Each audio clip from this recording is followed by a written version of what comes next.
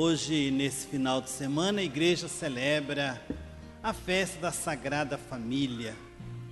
Sagrada Família, José, Maria e Jesus compõem esse panorama administrativo da Sagrada ou Abençoada Família.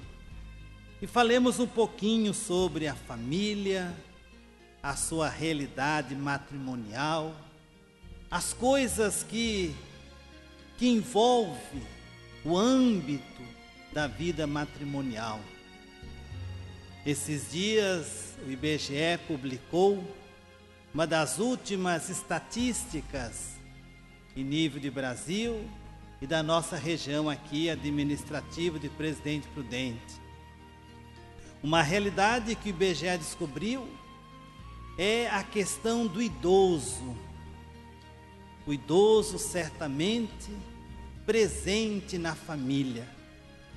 E nesses últimos 10 anos, triplicou a quantidade de idosos que moram sozinhos, de 1.100.000 para 3.700.000. Um acréscimo de 215% de homens e mulheres, além dos 60 anos, que vivem sozinhos.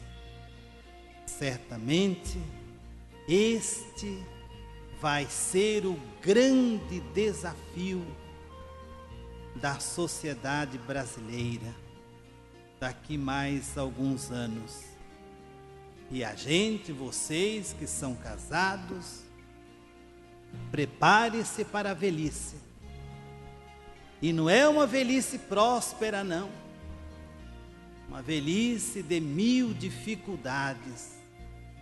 Por isso que a família não pode esquecer que existe um homem e uma mulher que se chamam pais.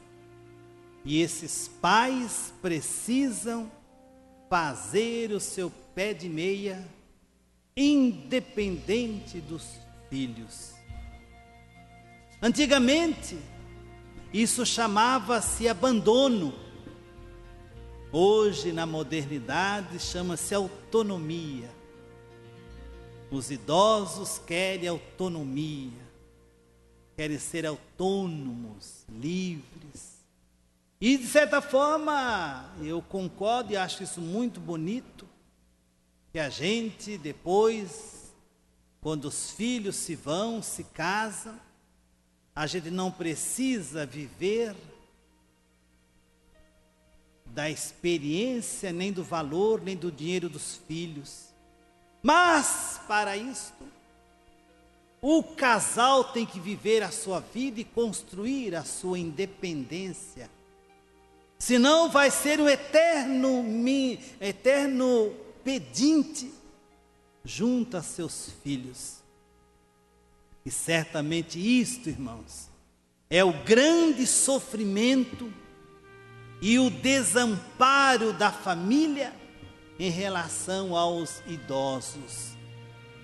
Por isso que a liturgia de hoje ela é calcada em cima do idoso. Porque o idoso é o indefeso, o idoso é aquele que não tem mais para onde recorrer, mal aposentado, mal valorizado, desprezado socialmente, inútil para a grande maioria das famílias.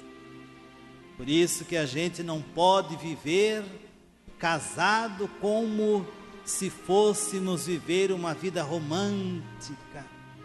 Casamento não se vive de amor, vive-se de realidade.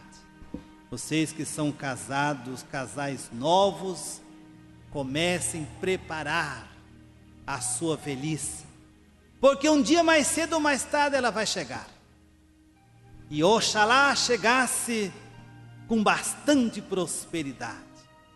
Viver os últimos dias da minha vida, depois aí do transcurso dos meus 60 anos, bem. consegui aquilo que eu queria, consegui minha casa própria, consegui a minha independência, consegui minha aposentadoria, enfim, consegui viver e viver bem, para que meus últimos dias da minha vida não sejam trágicos. O segundo problema que o IBGE coloca para a nossa região é a questão do divórcio. Coincidentemente, o divórcio triplificou na nossa região administrativa também. De 2009 para 2013, foram concedidos 2.758 divórcios na primeira instância, somente no ano 2012, com um crescimento de 86%.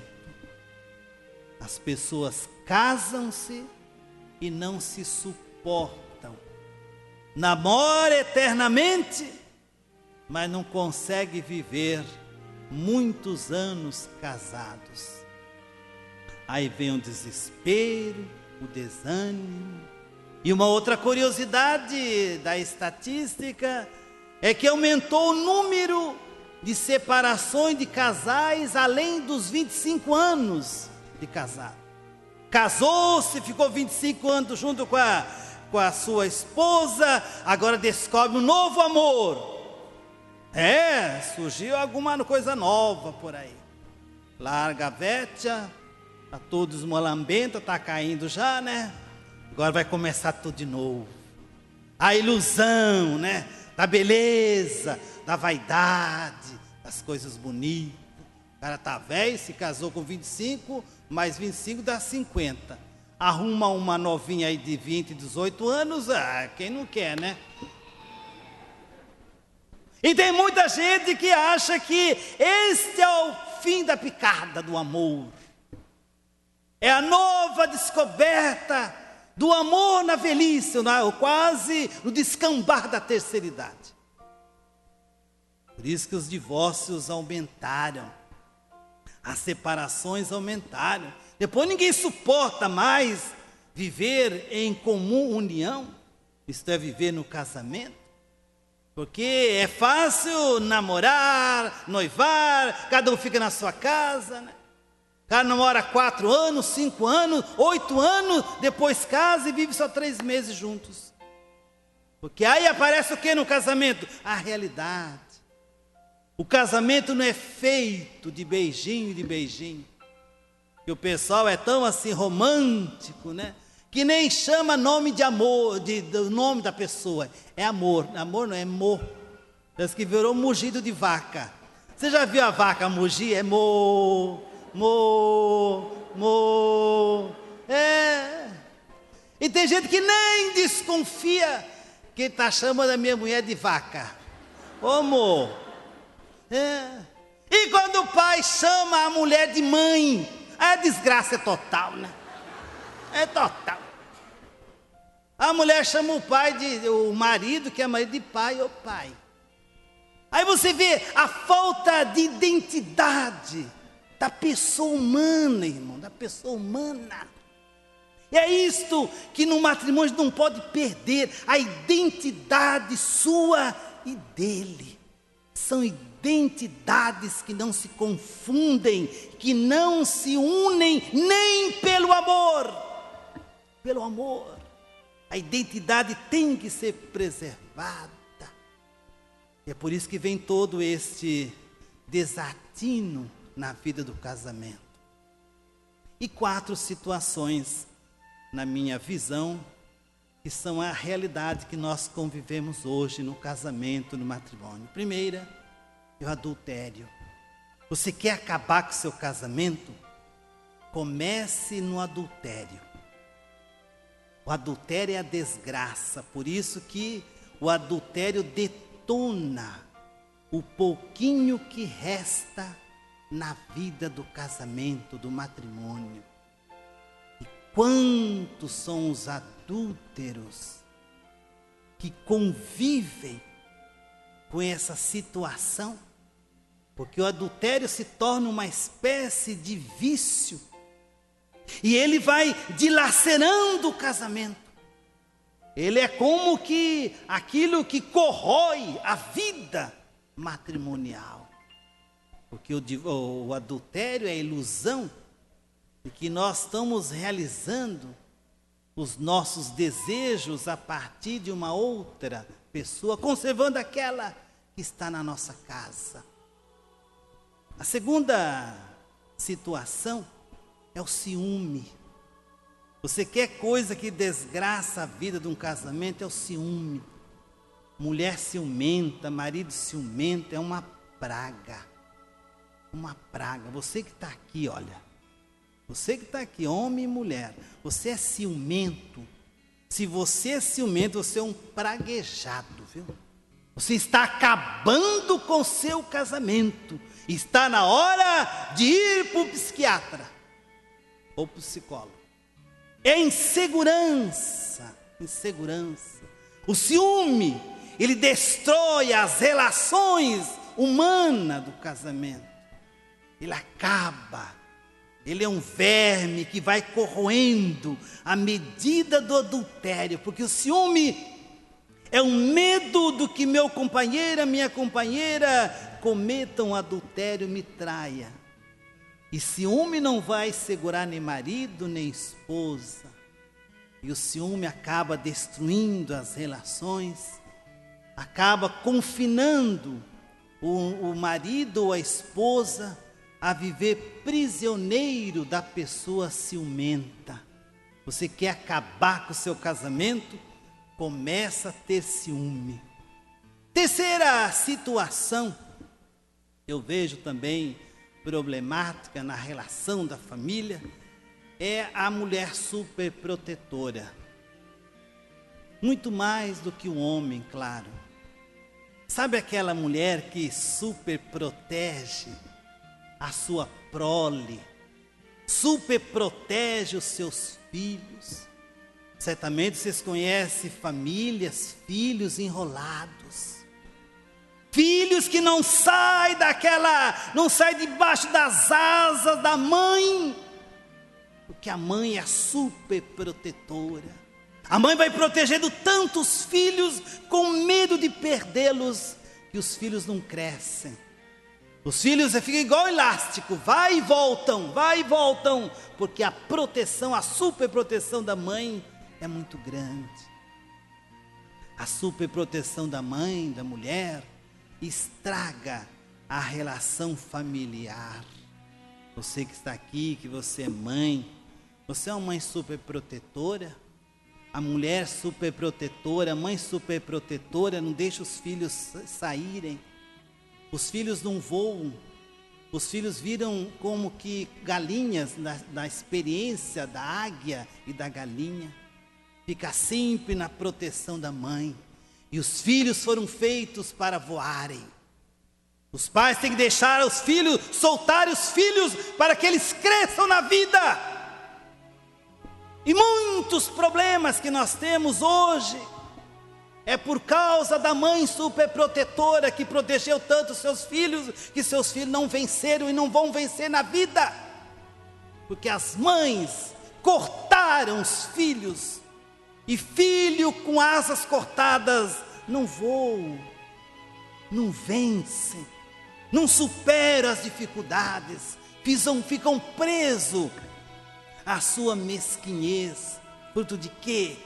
De uma mulher superprotetora, de uma mãe que sempre protegeu a vida da sua prole. E a quarta situação é a não participação na vida comunitária.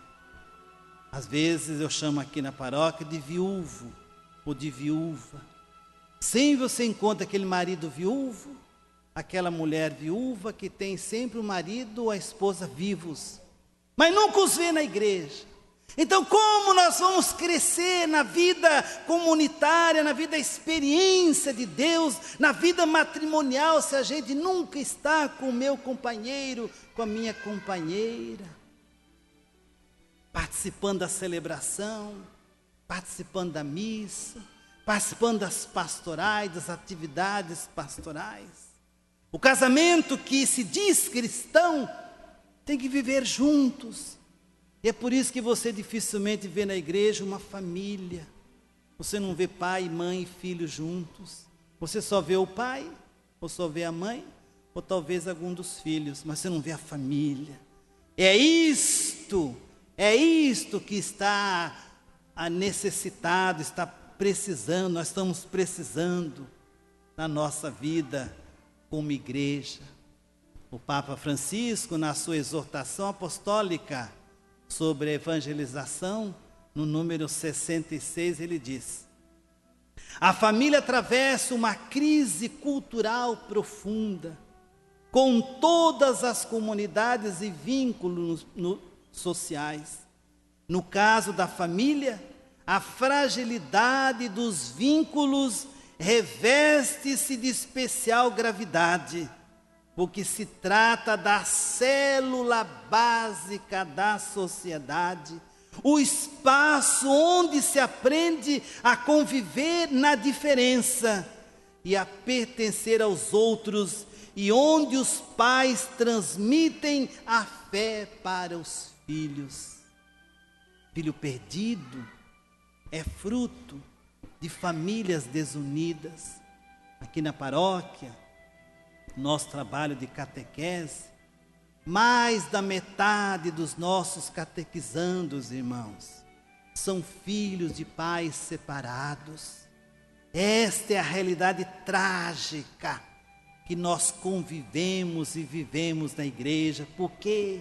Porque nos tem faltado catequese, evangelização, preparação para o sacramento do matrimônio, a vivência do sacramento do matrimônio que ficou tão aviltada. Quando você olha os casamentos religiosos que existem, você fica se perguntando: onde está Deus neste casamento?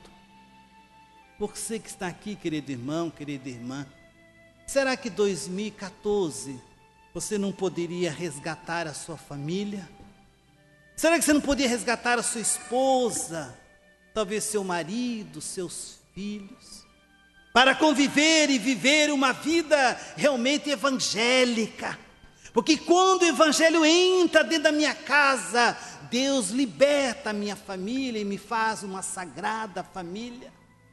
E quando o evangelho não entra na minha casa, certamente a nossa família nunca será sagrada, será uma família sangrada, machucada pelas relações desfeitas do nosso egoísmo.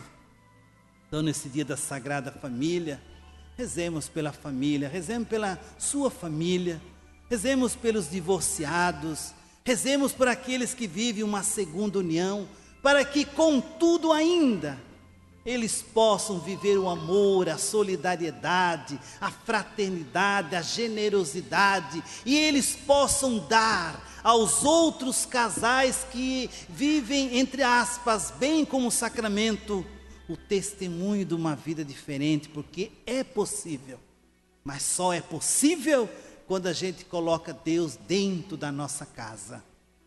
Crê em Deus.